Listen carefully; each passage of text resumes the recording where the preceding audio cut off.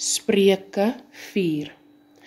Kinders, neem die opvoeding wat 'n vader julle gee ter harte. Slaan daarop ag, sodat julle kan leer wat insig is, want wat ek julle leer is goed. Moenie die onderrig wat ek gee versmaai nie. Ek was ook een keer 'n kind, my moeder se oogappel, haar enigste. My vader het my toegeleer en vir my gesê, wat ek jou sê, moet jy vashou. My voorskrifte moet jy uitvoer, sodat jy werklik kan lewe. Sorg dat jy wysheid bekom en insig. Moenie my woorde vergeet en daarvan afwyk nie. Maak die wysheid jou metgesel, dit sal jou beskerm. As jy dit liefhet, sal dit jou veilig bewaar. Die wysheid kom eerste. Sorg dat jy wysheid bekom. Gee alles wat jy het om insig te kry.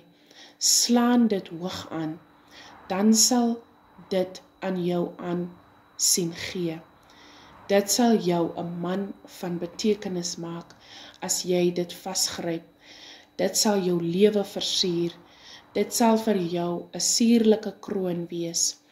Luister my seun en aanvaar wat ek jou sê. Dit sal jou lewensjare baie maak. Ek sal jou leer wat die pad van die wysheid is en jou die regte koers laat loop. As jy loop, sal daar niks in jou pad wees nie. En as jy hardloop, sal jy nie struikel nie. Hou vas aan wat ek jou leer, moet dit nie laat los nie. Bly daarby, want dit is jou lewe. Moenie agter die goddeloses aanloop nie. Vermy die pad van slegte mense. Los dit. Moenie daarop loop nie. Draai weg. Vermy die slegte mense. Hulle kan nie slaap as hulle nie kwaad gedoen het nie.